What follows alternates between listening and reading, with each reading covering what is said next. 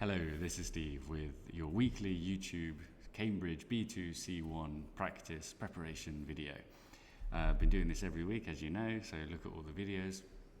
And what we're doing this week is, because it was the end of the year, I did a bit of a fun, relaxing, easy lesson where I asked the students to make a quiz about everything we'd studied that year, the books we'd read, the films we'd watched, as you do in an English class, a fun, original English class, I hope. So they made 4 rounds about the things we'd watched and read. They made 4 sort of general knowledge round, sports, music, pictures, that kind of thing. And of course, it's a Cambridge English class in the end. They made 4 rounds for the 4 parts of the use of English exam. And then, we did it in class, we did the quiz, I judged it. They did a pretty good job because they know what they're doing because they've had a good teacher.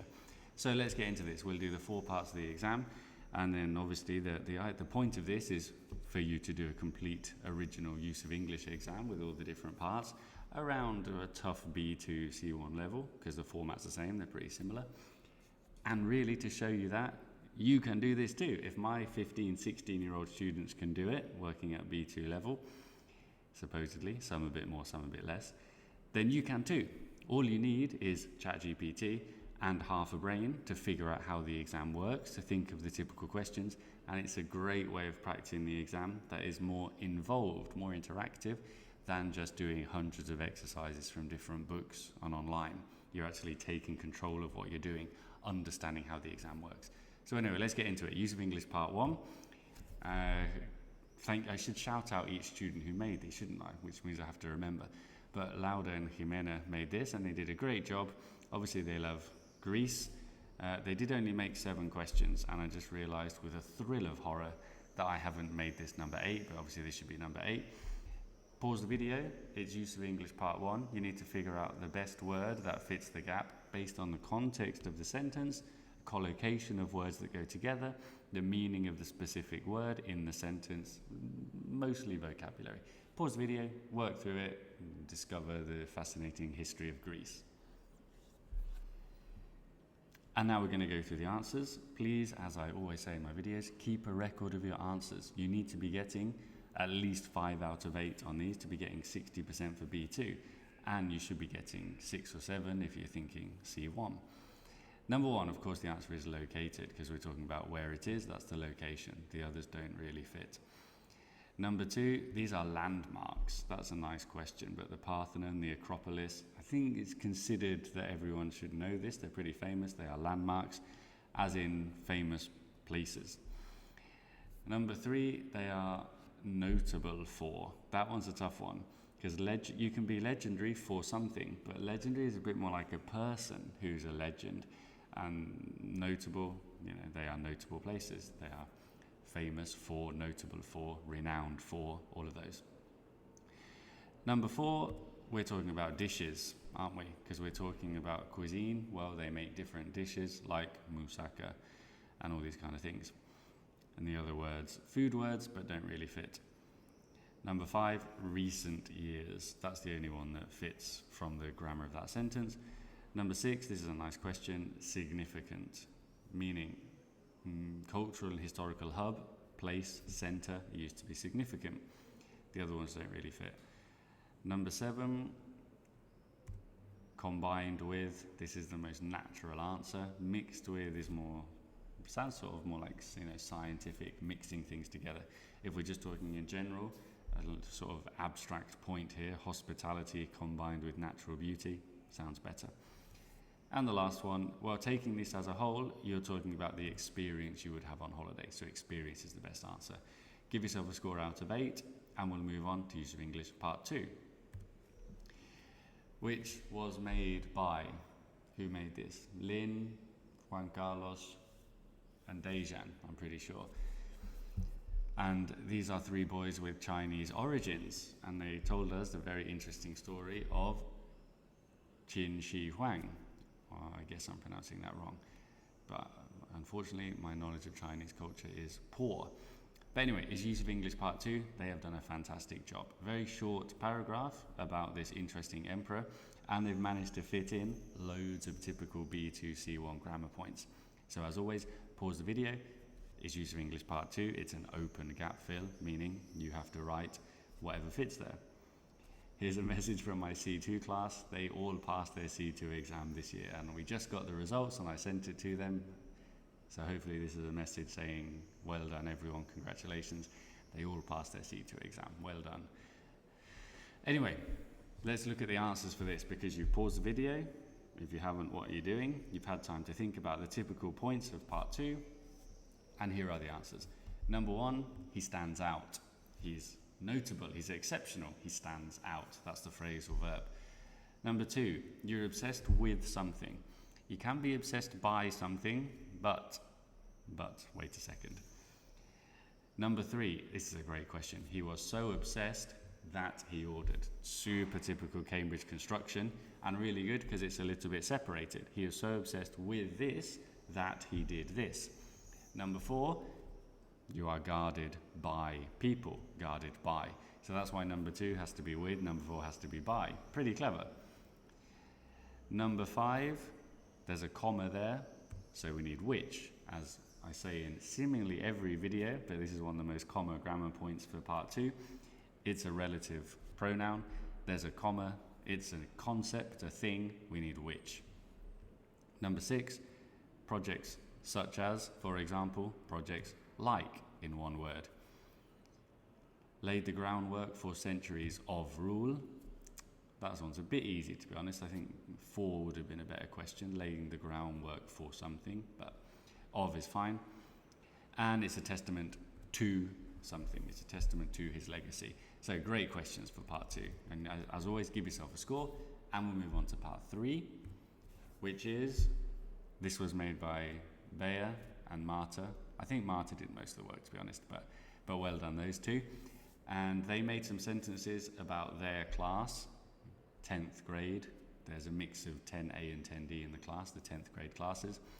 And they made some sentences about competitions they were having with each other, judged by me, Mr. Smith. That's my photo from 2 years ago, looking younger. So it's Use of English Part 3, word formation. Change the word in brackets so that it fits the sentence. Pause the video, work through it. Again, very typical questions. And here come the answers. I mean, the thing they've done here is, I think 7 of them are nouns, aren't they? Oh no, there's a verb and an adjective as well, so it's okay, there's a bit of a mix. But anyway, a good mix of questions. Number 1 is competition. Uncountable here, we're talking about competition in general between the classes. Their performance was impressive. You have to just read to be careful that this is singular, but it was impressive, so it's performance. The class showed determination, as in never giving up, even though they faced obstacles. What kind of arguments did they make? Persuasive arguments. Definitely, that's a nice one. Persuade, persuasion, persuasive, good.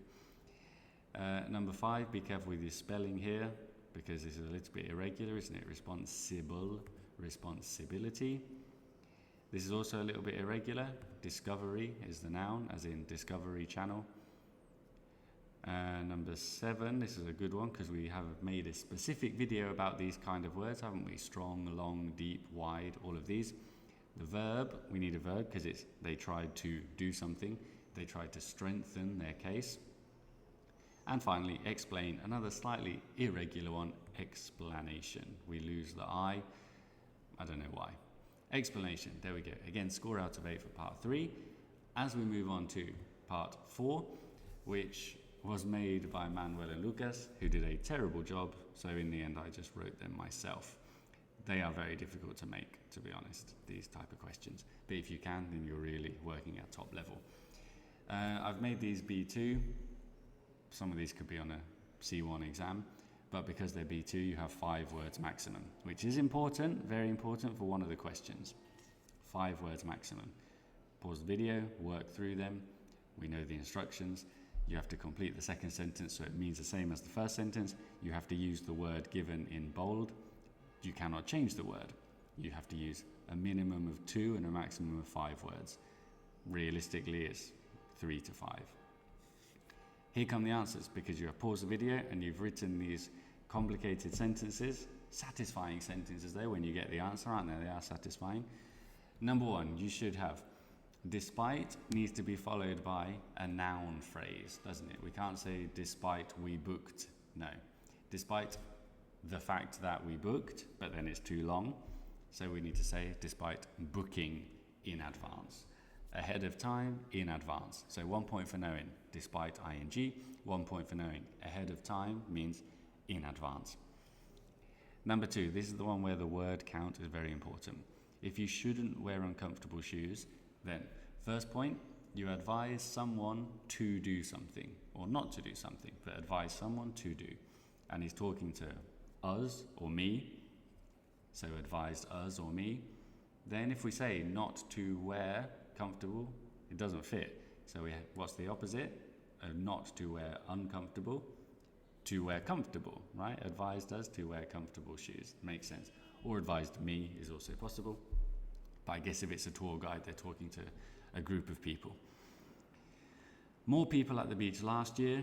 So this year, the beach, more people last year, not as busy as last year. Makes sense. Here we have a little conditional, don't we? We couldn't finish. We would have finished if, so we would have finished is a third conditional if it had not rained so much. And so much, it rained a lot. And this is obviously referring to cricket, where we stop playing when it rains, as we're finding out at the moment in the T20 World Cup, which England just crashed out of.